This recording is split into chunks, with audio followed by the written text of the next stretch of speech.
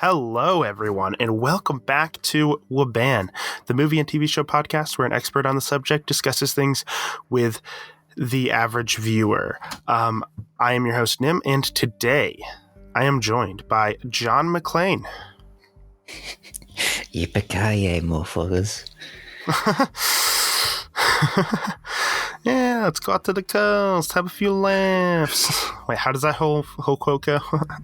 I don't know. I do know what you're talking about, though, when he's, like, in the vent, he's being like, yeah, you know, it's like the whole, like, yeah, you'll have a good time, it'll be fine thing. But, like, no, it wasn't fine. No, it was a shitty situation. Although, yeah. To be fair, it's a good thing he was there, because, you know, all of the hostages would have died. But, you know.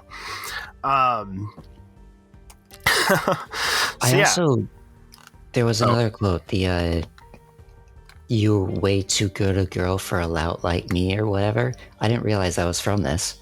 I've heard, like, a handful of way too good girl for a bum like me, or... Yeah, that one.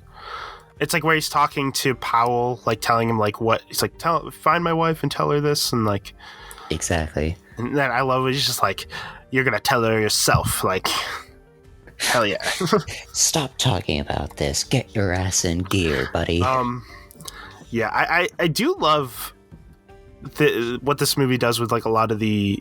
It does a good job with, like, creating, like, emotional connections between, like especially, like, between him and, like, Powell, for instance, where, like, they've never met, but they, like, connect through this, you know, horrible experience that's happening. They, like, to the point where they come out and, like, the first time they see each other, they just, like, hug each other, and it's, like, a big thing. Like, yeah, even though they've never met in real life before, it's just, like, yeah, it's great. Yeah, that's exactly what I thought when that scene happened. I was like, yeah, they've never seen their faces. This is the first time they're technically meeting, but, like, they've become basically brothers in these last few hours. Yeah, it's like, well, and it's cool because they also connected through the fact that they're both, like, police officers and stuff, and it's like, you know, it's just there's a lot of really cool stuff like that. But yeah, so this is the first time you've ever watched Die Hard, so I guess we'll start with your overall opinions. Is really good. Yeah, it's really good. I don't, I was very confused at first, right? Because I'm like, isn't this a heist movie? Like, that's the only thing I really know, is that it was kind of a heist movie. Just like, I expected the main character to be a part of the heist. Oh, you thought it was, so you thought it was very different than what it was. Yeah. So I had a very limited understanding of it, but now I'm like, oh, he's defending from the heist. Okay. Yeah. Well, yeah, the whole kind of basic idea of this is that it's just one guy just happened to be in the wrong place at the wrong time and decides to, you know, fuck shit up. It's just great. Yeah. Well, they do a really good job at really, like, humanizing the character as well. Like, he's not just big, strong action hero who's badass. Like, yeah, he's badass, I guess, but, like, he's like, he seems like a regular guy who's, like, going through this, and he's, like, actually freaking out and stuff. Like, there was that first point where he was, like, sitting there and he was, like, listening in on the conversation, and they shot the one guy, and afterwards he's like why'd you just let it happen? Why didn't you attack them? Because if you did, you'd be dead too, asshole. Like, he's, like, talking to himself, and like I just love a lot of that. And Bruce Willis really plays it really well too. Like, this is probably one of the best acting performances I've ever seen from Bruce Willis personally. I think it's, like, the first, like, big movie that he was in. Like, I mean, he was probably in other stuff, but, like, this was the movie that, like, really made him famous. Right. Oh, yeah. It's actually interesting because originally they were, I think, gonna cast Arnold Schwarzenegger for the role. I don't think that would work too well. Like, no. The action part, sure. The emotion part, probably not. Exactly. That's the thing. I think it was definitely the perfect choice to go with somebody like Bruce Willis, because the problem is, like, at the time, Arnold Schwarzenegger was like super famous. Everybody, he was the big action star. I mean, I think the first Terminator movie had already come out at this point. I think this is 1988, and like other movies as well. And he's also like just a big bodybuilder, so he's like, and he's not great at acting when it comes to like intense emotional stuff, anyways. Unless he's pretending to be a robot, like in Terminator, he's good at that. Oh yeah, then he's perfect. But to find somebody who's like just seems like he's a character that's supposed to be like just the everyman, basically, of like he's just an average guy. Like, yeah, he's a cop, so he knows, about weapons and guns and stuff like that. But he's not some super soldier. Right, exactly. He's not Rambo, He's not. Yeah, he's just a guy, and like, and I think that really helps with just the raising the tension of the movie, because you really feel like the danger of the situation. Like, he could easily die at any moment. Like, like when I'm watching like Rambo 2 or 3, and I'm just watching him mow down all these guys, I'm like, yeah, he's got this. He's fucking Rambo, Yeah. But when I'm watching this, I'm like, dude, this guy is like on the brink of death constantly, and like as it goes, like he just starts getting like more bloodied and everything, especially like he has to step on glass, and now his feet are bleeding extremely, and it's like, and he's like dragging himself across the floor. Like it's intense. And they really like established this early on. Like as soon as like the heist starts and all the people start pouring in, and he escapes the area before it all happens, he's like in the middle of like that in construction floor, and he's just freaking out like, what do I do? And he tries to call the fire department and set off the fire alarms. The phones are dead. Yeah, the phone lines are dead. And then like, so like he's immediately panicking. Or like there was this one scene when he was sneaking up on them trying to get the code from the like CEO guy. I just loved his facial expressions, because they were just like, like he was stretching out his face and like his mouth in like an O shape, like just like not flattering at all, just like a genuine like, am I safe? Are they looking over here? Can I peek? Just stretching to see what's happening. Yeah, I think all of his acting in this is all very, like, feels very genuine and natural and, like, real for the most part, which is just makes it that much more effective. And he's got I also just really love his just general, like, sarcastic personality in this, too. Like, that really adds to it. Like, he's trying to, like, make jokes in this terrible situation, too, which is great. Yeah. Like the guy's like, next time you have a chance to shoot somebody, shoot. Bang. Thanks for the advice. Thanks for the advice. I love that. And now I have a machine gun. Ho, ho, ho. Like. Yup. Great. So. I fully expected him to just be like, oh, you must be Karl. Hey, how's it going?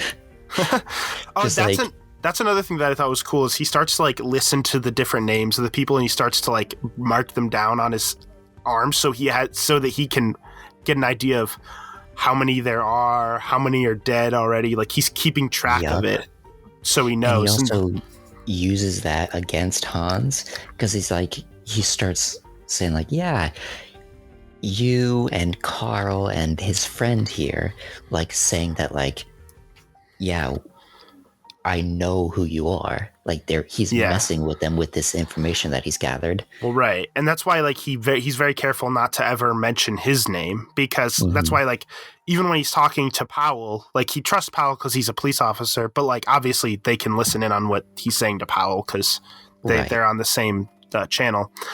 And so he's like, just call me Roy, because he had his whole Roy Rogers thing. I was always partial to Roy Rogers. Yeah. So, but then obviously that ends up getting fucked up when the fucking idiot guy. What's his name? That was snorting crack or whatever. Yeah, the guy who just constantly snorting cocaine. Just he thinks he's so smart trying to negotiate with him and stuff, and it's like that whole scene I'm just like, idiot. Yeah, like, no, that's the cocaine talking. Sit down, please. Honestly. And he's just so weird, dude. He's like just some of his lines too. Hans Booby, like what is that? What is he even saying? But isn't his like first few lines like him hitting on a girl in the office? Like him, like John McClane's wife, yeah. Yeah. It's just like, wow, just immediately peg him as a scumbag. Okay. Yeah. Hitting on a girl who's obviously not interested. Yeah. Like, it's one thing to hit on somebody, but like when somebody's giving clear signs that they're not interested and you continue, that's when you're like, okay. Stop. Get out. Leave. And one of his first scenes is somebody opens the door and he's just like snorting right off the desk. And then that entire scene, he's just sniffling in the background. Yeah. It's just like, and he just thinks he can negotiate with these people. Like, come on. Like, you were designed to be a horrible character for the sake of this movie. Just get out. It's to the point where when he dies, you don't even care that much. You're like, all right. Like, when they shoot like Mr. Takagi, you kind of feel bad. You're like, oh no, like he's a nice guy. He seems to be like a nice guy. He has a family and kids. Got the limo for mcclane and everything. Like yeah, he's a rich big business owner, but he seems to be like a nice rich big business owner, you know. And then like so you feel, and like he said he has 5 kids or whatever, and like so you feel bad, you know. But then the other guy, you're just kind of like, yeah, whatever. He had it coming to him. It's his fault, you know. I mean, yeah, like he should have been supervised. Like, yeah, the guy on cocaine in a hostage situation. Yeah, somebody needs to be on him, keeping him from doing stupid shit. Yeah, honestly, but yeah, no, I think overall the movie does a really good job at. It's a very simple plot. It's, you know, there's a skyscraper, there's a party, Christmas party, guys attack the building, hostage situation, and then somebody, what's that? Oh, I'm just gonna say they just have to get through a vault, and that's it. Like that, very simple. Right? Yeah, exactly. And then one person just is trying to stop them, and like slowly, you know, and you know, so it's a very simple plot, but I think it does that. You know, it does honestly the best you possibly could with that story, I think. Like, I mean, yeah, it's very simple. Like, you can get in more details with like their plans to escape and like double crossing the FBI and blowing up the civilians and the helicopters. But like, that's still simple, relatively. Yeah. So it's instead of focusing on trying to create a you know, really complicated plot, it just focuses on just the sort of the emotions that are going on, the real, like what it's like to be in this situation. Like they really try to like just really show that, and especially with like the character of John McClane, obviously like you could see him getting worn down the entire time, and like, you know, like his shirt was white at the beginning. It's basically brown red at the end. At the end, yeah, exactly. Like,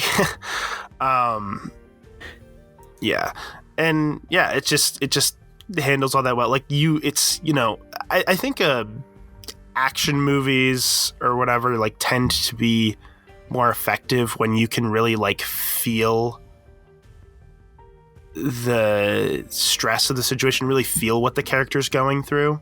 And this movie is like really effective at that, because again, like I said, you know, there's some movies where it's like just some big strong action hero who's just mowing down bad guys, and you're like, yeah, and there's just no possible way he can lose, and it's like there's no tension, and you're just kind of like, whatever.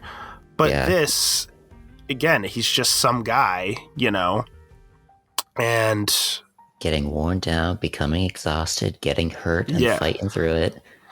Yeah, exactly. You know, just using, you know, getting by with his his wit and his, you know, skills that he has, like the you know, whatever, you know, yeah, it's just really effective. I don't know, it's hard to really say a lot more about it because I feel like there's not, you know, it is a very simple thing. Like there really isn't a ton more to it than that. But yeah, and I think it even handles like, again, a lot of like, I think it handles the relationship stuff pretty well. Like with him and his wife, like you kind of get the idea that there's something, and like their little argument they have at the beginning feels very real, and like I think a lot of the dialogue is just really well written, and the villain. Oh wait, you know, what are you gonna say? Sorry. I mean, this is a bit off topic, but I just remember this like tiny thing that affects the entire movie. The beginning when he's on the plane, and the guy. Oh yeah, fist with your toes. Yeah, and then he actually does it, and he's like, "Wow, this fist with your toes, it actually works." But because of that, he doesn't have shoes on during this entire thing, which you know makes it really makes things worse for him because obviously he has to like walk through glass and stuff. Yeah, well, at first it like doesn't seem to do anything. It's like, why do they do this? And then there's finally this scene where he meets Hans, and Hans notices this, and he orders his men to shoot the glass, so he has to run through it. Yeah, exactly. Well, that's the thing, because like the movie literally, like that's like the first dialogue in the movie is the guy on the airplane telling him the fist with your toes thing. Mm-hmm. And it seems like kind of just a random thing just to add, you know, just to add some character or just to add whatever. But it actually becomes kind of an important thing. Like, oh, that's why he doesn't have giving an explanation to why he's not wearing shoes, to really ramp up the stakes a little bit more, ramp up the tension a little bit. But yeah, and then like in the, you know, because then there's a scene where he's like dragging his feet across, and you can see the blood everywhere. It's just yeah, that's terrible. And he's talking to Pal, like sitting in the sink, basically prying glass out of his feet. Oh yeah, it's painful stuff, you know. But I think, you know, that all, again, like really just makes it way more effective because it's, you know, you really feel the struggles he's going through because, you know, this is obviously a very, you know, difficult, stressful situation, and you really feel that. Yeah. And then, I just love, like, just some of the scenes are just to see where like he just kind of like to see his resourcefulness too is kind of cool throughout it. Like the scene where like, you know, the police officer's coming and he's like, what do I do to signal him or whatever, and he's like, you know what, I guess I'll just throw it's like I just killed a few of these guys, let me just throw a dead body out the window on his police car. Or, you know, start shooting at him. Welcome to the party, pal. I love how he just starts. So he just backs up and just crashes the police car. Like, he's like panicking, backing up until he just like dumps it in a river or whatever that is, a ditch. It's just like you could have just, I don't know, drove to cover. Yeah. But I guess another thing to talk about that we haven't really gotten into yet is the villain. What are your thoughts on Hans Gruber as the villain? I mean, he's an interesting one for sure. Like, he's not like, how do I put this? He's definitely like intelligent and like calculating, because they manipulate the FBI for their plan, so that's like a big one. But also like the entire thing, they clearly already have a plan, and he's like, you know, keeping everybody to it. He's clearly the face man, like talking to the hostages, negotiating with the police. But it's just all him being like very confident in the plan, because he went through it and planned it out perfectly, so it seems. And just ruthless throughout it, because the plan was to blow up the hostages along with the helicopters. Well, and it's this funny thing where it's like the plan would have went off pretty much perfectly if John McClane wasn't there. Like, on it, like that's actually like it's like there's that scene where he's like talking on the radio to him, which I love a lot of their like back and forth between John McClane and Hans Gruber. Like really helps sort of create it does a really good job at creating a good like rivalry between the main hero and the main villain, so that in the climax there's more like you feel more like a more of a rivalry between them, even though they haven't like interacted in person a lot. So it does, the fact that they have those scenes is really nice. But also there's like personal. Yeah, exactly. And then there's also that scene that I really like closer to the beginning, where he's like talks to him. He's like, "Who are you?" And he's just like, and he just starts saying a bunch of things. He's like, "Oh, I'm the pain in the ass. I'm the like," I forget all of what he says, but he's just saying all these phrases. That's like,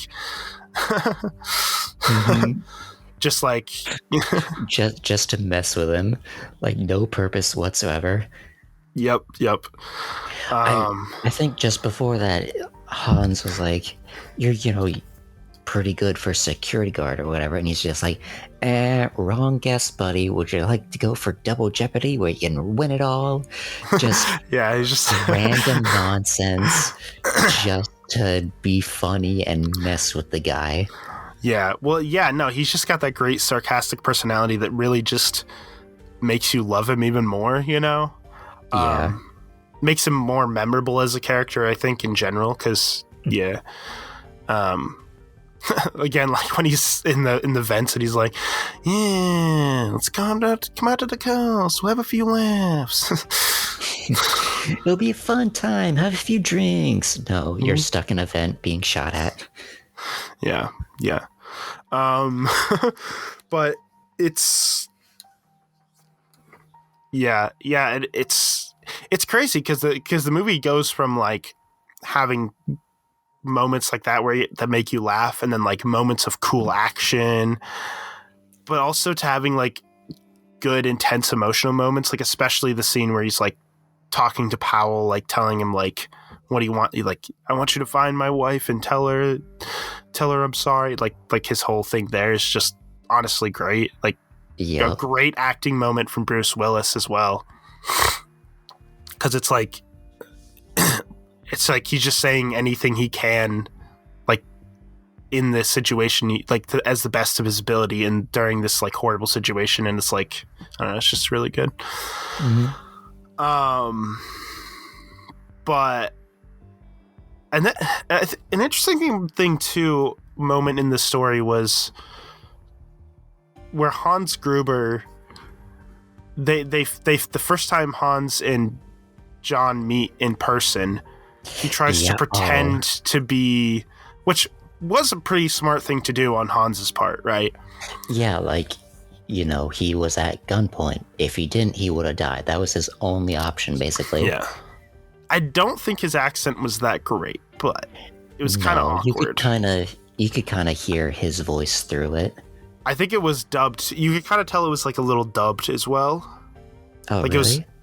It seemed dubbed to me. Like, not like his own voice, but like, yeah, that's okay.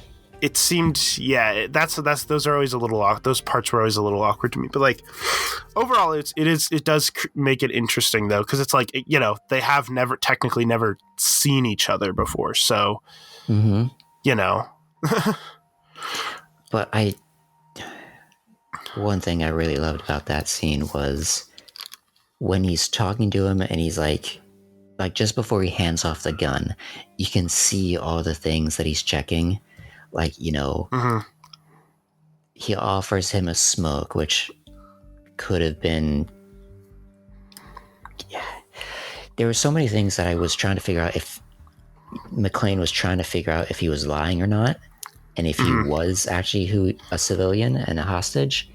So like handing him the cigarettes, checking the board, to see if he asks his name to see if that name is on the board, and it was. So he's like, okay, because obviously it would make sense that his name would be there, because if he's in the building, he's probably somebody who works there, Right. Yeah. But then there were so many things that he just did. I don't remember all of them, but when he handed the gun off, I could just tell that McClane definitely emptied out that gun. The smirk on his face as he was walking away, as Hans leveled the gun at him. Yeah, exactly. Yeah. It's like, what do you think? I'm fucking stupid, Hans? Oh, no bullets. Too bad. Oh, no bullets. Yep. Yeah. It's kind of nice that they had those scenes of them interacting then, because again, it kind of adds more of another interaction, real life interaction with them before the climax, where so again, to create more of that rivalry between the two characters. Yeah. So it does a good job. I think the movie overall does a good job of doing that. Another thing about Hans Gruber, I don't know if you recognize the actor at all. I don't think so. Okay. So have you seen the Harry Potter movies? Short answer, no. I think I watched Okay. a few, but not really. So you might not. Okay. But basically the point was that Hans Gruber's actor is the one who plays Snape in Harry Potter. Oh. Yeah, Alan Rickman. Okay. So obviously years later. He's passed away in the past. I don't remember when he did, but after the Harry Potter movies were done, but sadly, because he was a good actor. But yeah. That's just, I always feel like it's interesting to make that connection, because that's probably one of the biggest roles he's ever done in his career. I'm just trying to imagine the face of Hans and Snape. I'm just yeah, they kind of do look similar. Well, it's no very hair or anything, but it's also face shape. It's also very clear when you think of the voices too, and just the way they talk too. It's very. Yeah, but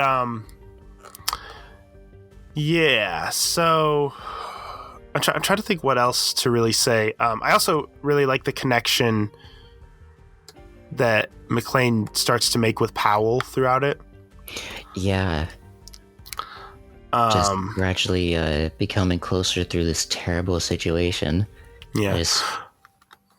Well, there's they say that going through a difficult thing with somebody makes you closer to them, right? Going through a traumatic experience with somebody brings you closer than it would just hanging out with them in a normal situation.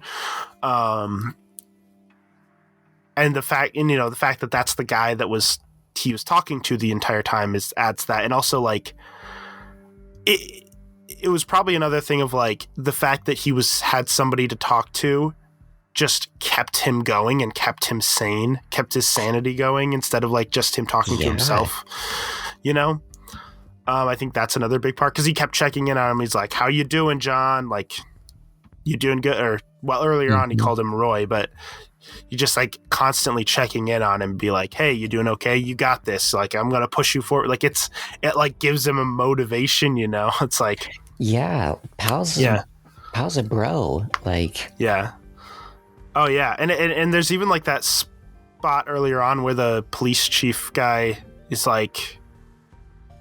you could go home at any moment if you want, pal. We don't need you, And he's like, nope, I'm staying. And I'm yeah. You couldn't drag me away, is what he said. Yeah, that's what he said. He's you couldn't drag me away. He's this, I'm staying. Yeah, I'm needed. This dude.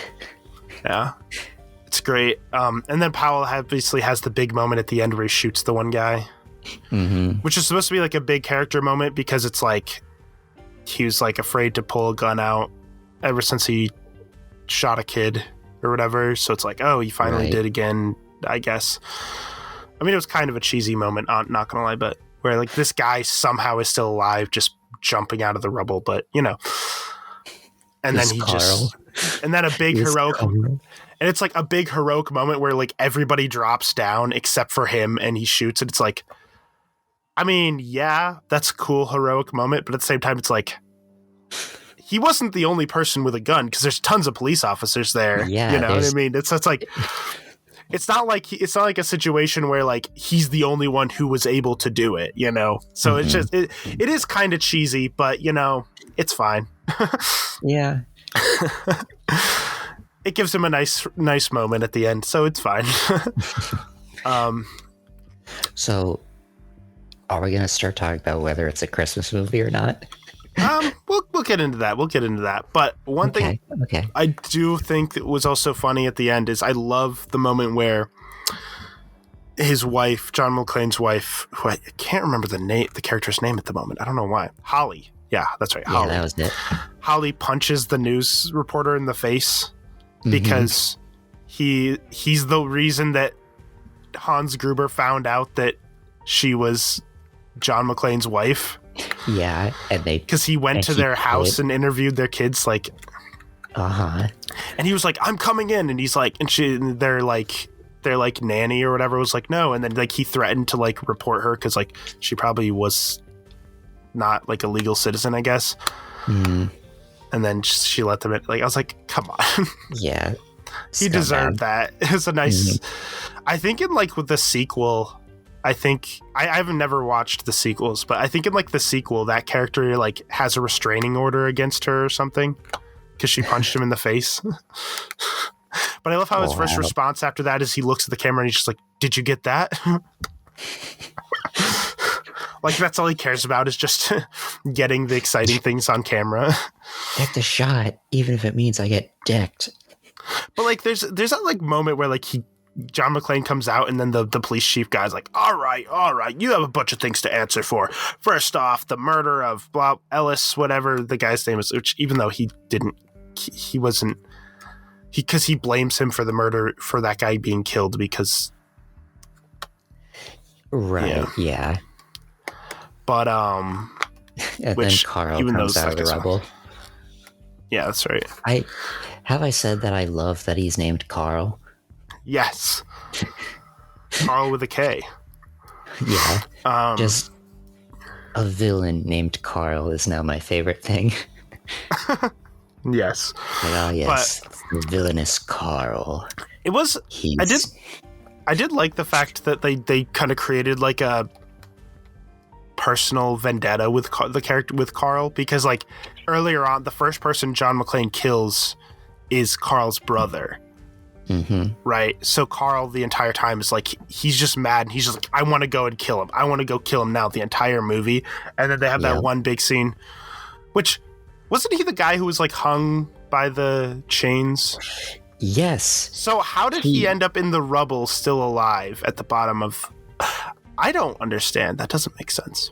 Yeah, like that because that was him, right? That was the same person, same actor. Like that scene ended with him like chain wrapped around his neck, hanging, and he was not moving, and yet then he just appears later in the movie.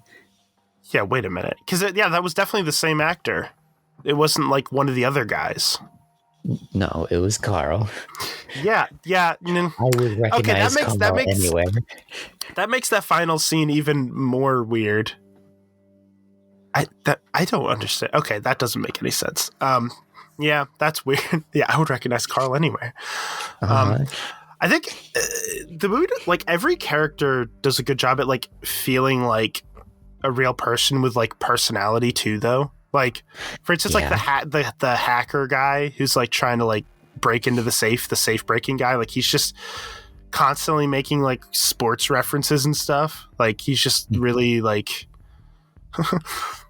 like they shoot and like blow up the thing, and he's like, yeah, the quarterback is toast. Like what? I do also love his like constant jokes of like what is it? It was the night before Christmas, and all through the house not a creature was stirring except the four guys coming in the back door. Yeah, he's just like, okay. Let's see, what other characters? Oh, and then there's Argyle. the limo driver. He's a fun character. Yeah, a bit chatty, but he's a dude. I love how he's just sitting in the back of the limo, like totally partying and like pouring like champagne, or I don't know what it was. Maybe it was champagne, something for himself, and like he's just chilling down there. Not like a care in the world. It's like half the movie he doesn't even know what's going on, and then he finally hears it on the radio, and he's like, "It's like there's a hostage situation at the Nakatomi Tower." He's like, "Wait, what? Wait, that's where I am. Wait, am I a hostage? What?" And he's just like talking to the just stuffed bear or whatever. Or was it a bear? Yeah, giant. It was a bear. Yeah. I did really love that bear though, because it wasn't like a classic teddy bear. It was actually shaped like a bear, like with a snout and everything. Yeah. But then, like later in the movie, he sees the hacker guy like trying to escape or whatever, and he just hits him with the limousine, gets out, and just starts punching him. And that's the only thing he did in the movie. Yeah. Well, he helped. He took out their escape vehicle. But yeah, so another thing that I thought was an interesting plot point was, so obviously because John McClane and his wife are having sort of some issues in their marriage, she started going by her maiden name, I'm assuming, right? So I mean, what else would it be? Yeah, so I think it might have partially been due to like something with the job. It was better to choose that name. I don't know, whatever. Anyways, so John is happy about it, but at the end of the day, it ends up being kind of a good thing, because if she had said, if her last name was McClane and like it said McClane on her, like because there's a scene where like Hans Gruber asks what her name, because she goes in to give them their demands. She's like, some of us need to start going to the bathroom. There's a pregnant woman that needs, whatever. He's like, what's your name? And she's like, and she says her, the name she goes by, and like that's the room, her like office or whatever, and like you see her name on the door, like the last name on the door. Yep. I'm like, if it was known that her last name was McClane, and then as soon as Hans found out that the guy's name was John McClane, he would have automatically been able to like, perfect leverage against him. Oh, and the fact that earlier in the movie, she like took that family photo and like pushed it down because she didn't want to like look at it, ended up being a good thing, because then Hans wasn't able to see that. Like there's so many like little details like that, where it's like a little thing that was like earlier in the movie ended up being some sort of important setup later, again, like the fists with your toes, fists with your toes. All that stuff. There's like so many things where it's like, it all connects, like the whole thing just connects really well, I think, into like one good movie. Again, the weirdest scene is when Karl pops out of the rubble. I don't know. Yeah, he's legitimately a superhuman character. Well, he should be like blown to bits, shouldn't he? Because the whole top part of the building, he was at the top part of the building where he hung, and that whole part got like blown up. I don't know about that. I don't know if he was like within the blast radius or anything, but like maybe I do know for a fact that like that he was hung. he was hanging by the end of that scene. Not only that, he was really high up. Like he high would up have in been the building. Okay. So even if he like fell down to the ground level because of the destruction, he wouldn't have been alive.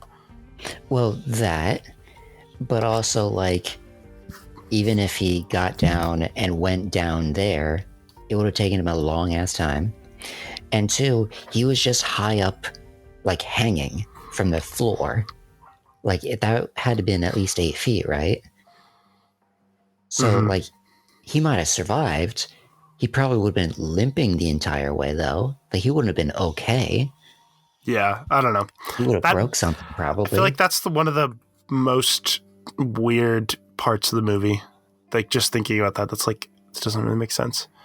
Because typically the movie does a really good job at like making everything make sense, like where characters are at what times, like it all links together. You could kind of, and every character has a reason for being where they are at each time. So like the movie does a good job of like keeping track of all that, I think, except for that part. So Yeah, I mean, it definitely adds something to like the end of the movie, like an emotional aspect of like, yeah, this is final closure for everything. But right, also, it's just kind of shoehorned in there. right. But like if it was another character, then maybe. Also, well, okay, I guess it makes sense. So what I was gonna say is like, why would he pop up and just start shooting? Because like that seems pretty dumb, right? Like at this point, there's a bunch of cops surrounding you. You should surrender. But then at the same time, I was thinking, oh, he was probably still trying to kill John out of revenge for his brother. Yeah. But yeah, it's a little weird, but whatever. Other than that, like I don't really think there's any big issues with the movie. Really any. I don't like have any real issues with the movie. Like that scene was a little cheesy and weird, but other than that, Yeah, I mean, I don't know. I don't really have any complaints. Like there was a few times where like after his feet got like shoved full of glass and everything, a few scenes later he was walking basically fine. But like I don't know, that's like a nitpick, I guess. Yeah, And yeah. it does still come up later. Like, he limps in that final scene of like his final showdown with Hans. Yeah. I actually love that because like he has the gun taped to his back. Yeah. I actually really loved that. Like he's like sitting here like, what do I do? And then he like looks and he just sees tape. He's like, I have 2 bullets left. And then like you see him look, he pulls it out to count the bullets, and he has 2 left. And you see like he has the machine gun, but like it's not working or it's not loaded or it's empty or something. And he's like, okay. And then you just see him look over at tape for like, wrapping Christmas gifts or whatever, because it's like a Christmas like tape. And he's just like, and you're like, what is he playing? Like you could tell he's How like, does tape help him in this situation? Yeah, you could tell like you could tell there's like some wheels turning in his head. Like I have an idea, and you're like, what is it? And then he comes in with the gun, and he's like, and you're like, that gun doesn't have any ammo. Like that machine gun isn't like working. Right. Okay. And then all of a sudden it's like he has his hands up over his head, and you look, and then it like the camera pans down and you see the gun taped to him. Oh, and you're like, he has 2 bullets left and there's 2 people here. Oh. It's just great. Perfectly lines up. Yeah, that tape scene is like a real moment of, what is it, Mickey's Clubhouse? It's a surprise tool that'll help us later.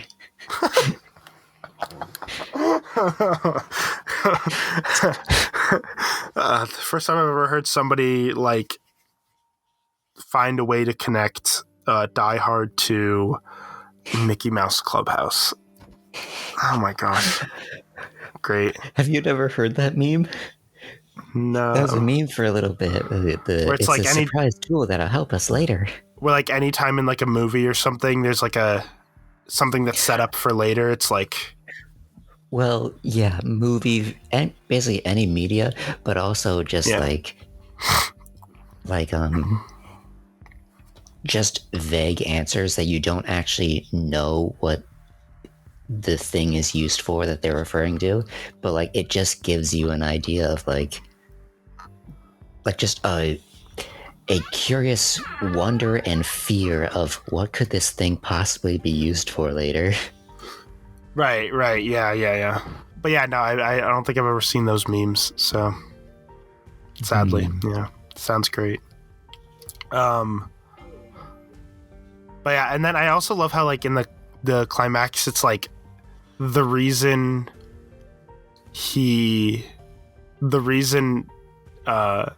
Hans like lets go and falls because he takes her Rolex watch off.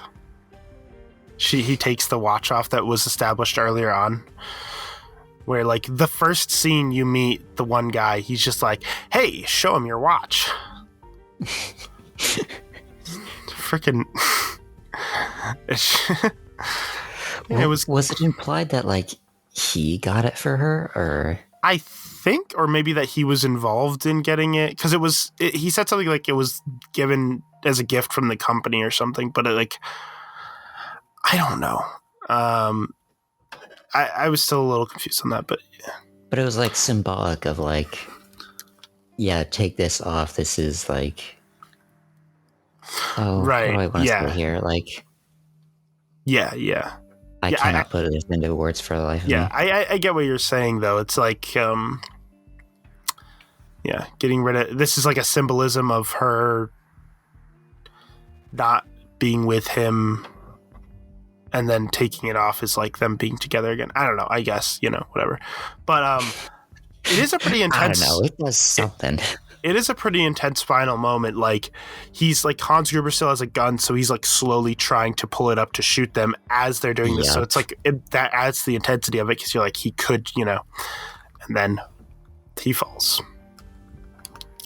Oh, and then obviously on the outside, the police are like, I hope that's not a hostage. And then because again, they don't know what anybody looks like, so they're like, you can't tell. Just see somebody. I mean, if you're in a hostage situation like that and you see somebody fall out a window, you probably just like assume that it's probably like one of the hostages or something, I mean, yeah.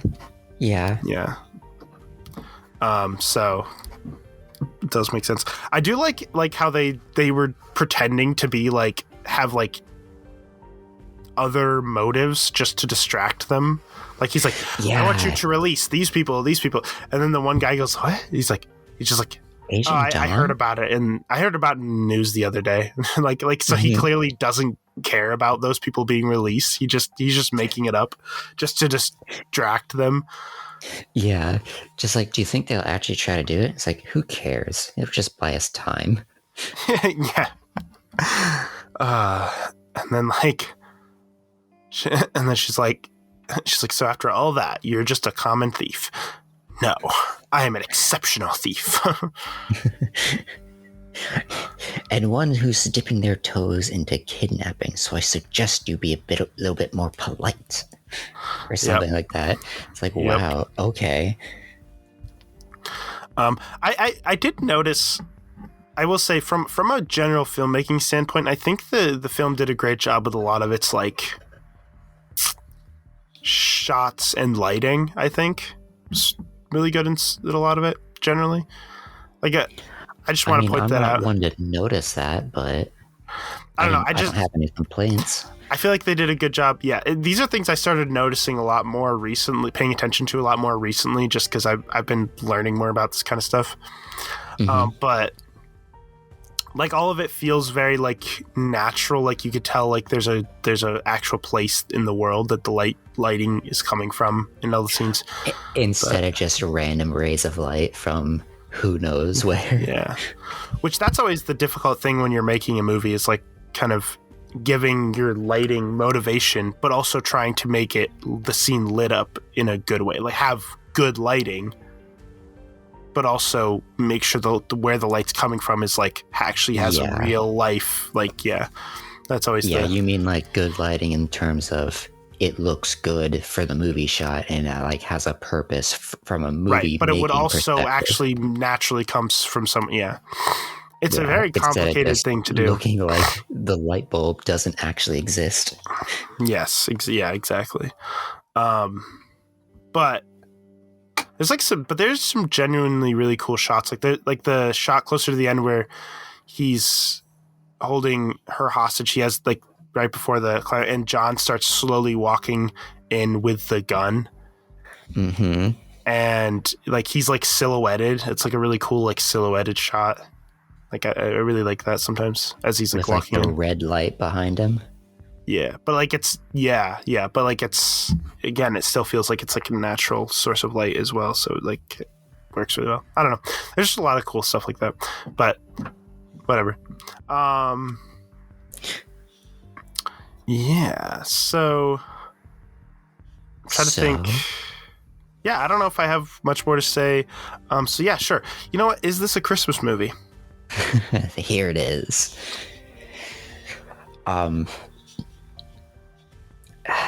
see here. I don't think it's necessarily about Christmas, but there's a lot of Christmas aspects to it, like surprisingly. Yeah, more than you would expect. Well, I mean, they're at a Christmas party, obviously. So there's like, through in the background, you see like Christmas imagery a lot, like Christmas tree and like Christmas lights and stuff. There's obviously the Santa hat, I have a machine gun, ho, ho, ho. All the Christmas related jokes and everything. Right. And then the music that plays at the end is Christmas music. Yeah. In one of the earlier scenes when you first see Powell, he's like singing a Christmas song. He's just kind of like, it's yeah. He's just humming it to himself. I just remember him singing like the first line and then only humming it and then just finish it off with delightful. Like just he didn't remember the words. Yeah. Yeah. Like it's a famous when the Christmas weather song. outside is frightful. Delightful. How do you not remember? How do you not? Everybody knows the lyrics to that song. Come on. It blares Powell. like 24/7 all of December. What are you talking about? Yeah.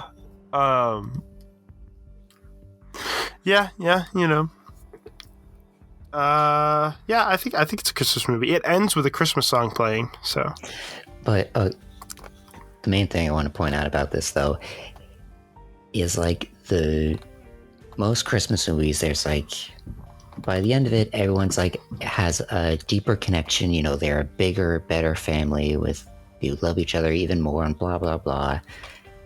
It's like a whole Christmas spirit thing. And that does happen in technically, this. Yeah. Yeah. Like, there is this whole heartwarming ending of like, yeah, we've grown as people and we have grown together, like just like Christmas movies do. And I was just like, maybe it is a Christmas movie. Where it's like, it's like the message of the Christmas movie is like, oh, the real meaning of Christmas is like family and being together and the friends we made along the way. Yeah. Okay. Yeah. It's there. See, there that you go. Idea is there. It is. So, there you go. Definitely. I was shook when that happened. I was like, whoa. Oh, that's kind of like it ends like a Christmas movie. Yeah. Exactly. And then, at the beginning when he's driving the limo with rgyle, he's like, he starts playing. He's like, you got some Christmas music? This is Christmas music. And it's like a very like, I don't even know who sang it, but it sounded like, I don't know. It was like whatever, some like rap Christmas song. 80s rap. Yeah, it's like that 80s rap style, but it's like a Christmas song.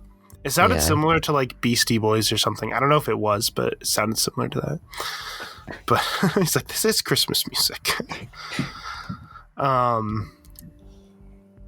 But yeah, so you know what? So there we go. It is a Christmas movie. Debate is finished. End all be all. There will be no more discussions, no more questions, Your Honor. Yes. One interesting thing I've always thought about the movie too is like I'm still not 100% sure on the title Die Hard. Like what like it's a cool title, like Die Hard. Like it sounds like a good action movie, but it's like it's not like it's not a title that like necessarily would have to be linked to this story or like, you know what I mean? It's like, I don't know, you know what I mean? Yeah. Not that that's not a bad thing. Like, the title doesn't really matter that much when it comes to movies, to be honest. But I think the implication is just that John McClane is, he's a diehard, right? Like he's right. Like the implication is that he will die. How do I explain the term diehard? Yeah. I think I get what you're saying. Like he's yeah. I can't wrap my brain for words. But yeah, and this movie has like 4 sequels, I think. Which I've never seen, and I don't really care to see because like I mean, it's one of those things where it's like I've always heard that none of them are as good as the first one. And that they kind of get worse as they go. Like, there's Die Hard 2, which came out in 1990, which is 2 years after the first one. There's Die Hard with a Vengeance, which was in 95. With a Vengeance? Yes. Then there's Live Free or Die Hard, which was 2007. And then there's A Good Day to Die Hard in 2013. And by the final movie, Bruce Willis is bald. Because, like, Bruce Willis has been bald for a while now, but, like, back then, he actually had hair. It's interesting. Right. But, and so they just kept that. Like, yeah, it'll show John McClane is aging. But, so, like, some of the future movies, like the fourth and, like, maybe the fifth one involve, like, his kids as adults or something. Like, his kids are adults now, and it's, like, they're involved in the plot. Like, I don't know. Like, the one movie, I think, involves his daughter. The one movie involves his son. I don't know. They start to, like, stray away from what the original one is, because I think the second movie has a similar type of plot, but, like, at an airport or something instead. Oh, so it's just like John McClane just going, well, here we go again. Yeah, exactly. And I think the second one might also take place around Christmas. I think the first two are the only, like, ones that take place. I could be wrong. And then they start to go off, like, in other plots. And, like, apparently the latest one, the 2013, is, like, really dumb. And it's, like, he feels more like the traditional, like, invincible action hero. No. Which goes completely against the point of Die Hard. So it's like, why does this even die? Like, this does, like, it doesn't. It's a movie where it's like it doesn't have to be the same character, but they just do it because of the brand recognition. Right. Yeah. And because of that, they ruin the brand. Yes. Which I've never really been interested in seeing any of the sequels, to be honest. Like, maybe I would watch. I don't know. Maybe I would watch the second one or his third or whatever. But see, again, like, the second one sounds like the plot is very similar, just at a different location. So it's like, it's almost kind of like, what's the point? Yeah, like, if it's just going to be a copycat, why watch the second one? Right. Yeah. But and he repeats the line, like, yippee-ki-yay, motherfucker, which again, in the first movie, like, that line had context that made it make sense, and I don't think the sequels do either. It's just like, why would he say that? It doesn't make sense for him to say. Like, this one, he said it because Hans Gruber was using the whole cowboy comparison, so he's just kind of being sarcastic. Well, yippee-ki-yay, like. But then it's just his catchphrase now. He just says it in, like, all the movies. It's like, without it, where it doesn't even make sense in the context.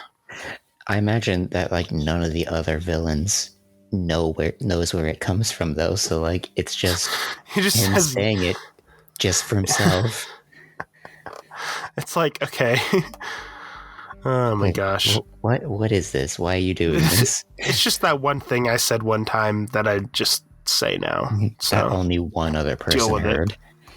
So, like, it becomes like his like catchphrase, kind of like how, like, like Hulk smash, or it's clobbering time, or I don't know, like that type of thing, where it's like, it's just your catchphrase that you say. Flame on. Wait, is that one? Yeah. Yeah, that's one. I'm going ghost. From Danny Phantom. Did you watch that? I watched some of it, like, in the past year or so for the first time. Oh, okay. I really liked that as a kid. But that's neither here nor there. Oh my gosh. But anyways, it's a really good show. But yeah, it's like, I feel like that doesn't really work for the Die Hard, like, type of thing. It's just weird. I don't know. It just makes me I'm just not that interested in the sequels. This is a good movie to watch around Christmas time, but yeah, really get in the Christmas spirit. Yeah. Well, last year my family watched it on Christmas Day. Oh, hell yeah. So it's perfect. Although my mom doesn't like all the swearing in it, so, Oh. My mom's like, oh my gosh, I don't like that word. Why does he have to say that word all the time? It's just like that. Why not? Why not? It's I a would word. I would be saying that word in that situation. Mm-hmm. A lot. They are in a hostage situation and like high stress, like ultimately high stress. They have plenty excuse to use colorful language. It's pretty realistic. Mm-hmm. It would be unrealistic if he was just like, Ah, shoot. Ah, darn. darn, dang it. Like he's a New York cop. Okay. Come on. Yeah. Like but yeah. Anyways, probably about a good time to close this. Sure. Would you say, now here's a question, do you think this is your favorite Christmas movie now? Christmas movie? Probably. Because just Christmas movies are generally like the same stuff over and over again. Yeah. They get kind of stale really fast. Yeah, generally. There's like some pretty good ones, but then like for the most part, it's like my mom watches like Hallmark Christmas movies, and like it's just like, oh so my does gosh. my mom. She's obsessed. Yeah. Apparently, we have a TiVo to record stuff. Apparently, there's 75 Christmas movies coming out this year that my mom is going to watch all of them. But like, if you watch 75 Hallmark Christmas movies, you're essentially watching one movie 75 times. Yes. So basically the same actors and everything. It's yeah, just it's whatever. Like this is how they write a Hallmark movie script. Copy, paste.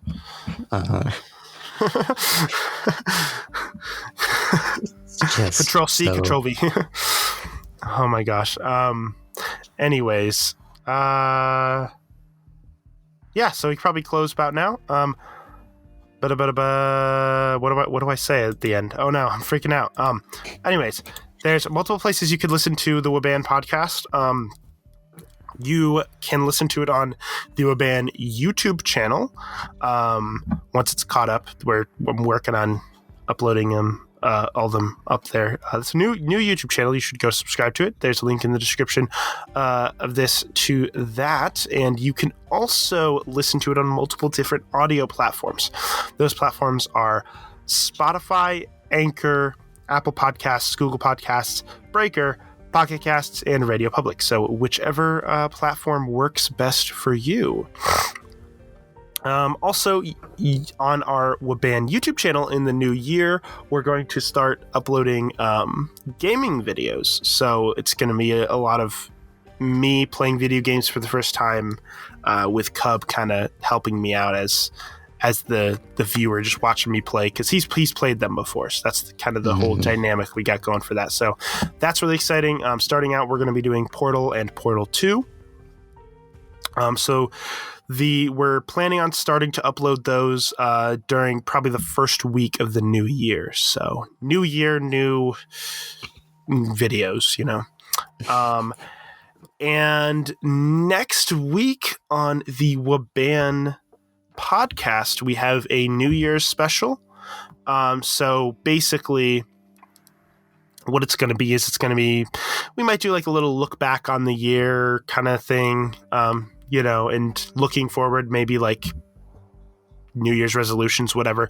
But the big thing we're going to be doing is we're actually going to both individually make our own ranking list of all of the movies we saw in all the movies we did on the podcast in 2021, and ranking the 3 shows we did in 2021 that we talked about. And we're going to kind of go through those ranking lists, and we're going to like kind of guess each other's ranking lists, like what was at what spots and stuff. So that'll be really fun to do. I think there's 17 movies that we talked about, including what Die Hard we just talked about all the way up until now, and there's 3 shows. So we'll do that. That'll be really a really fun New Year's thing to do. And then the week after that, we will most likely, we have two options. We were thinking about potentially doing The Matrix because the new Matrix movie is coming out. Or we're going to start our next show, which is The Legend of Korra. So those are a few things to look forward to. Anyways, there was something. I feel like there was something else I was going to say. Oh, yeah. And you can listen to a new episode of WABAN every single Saturday at noon Eastern Standard Time. That is, every week. That is when we have a new one. So, thank you all for listening. And yeah, have a good Christmas day. Merry Christmas, everybody.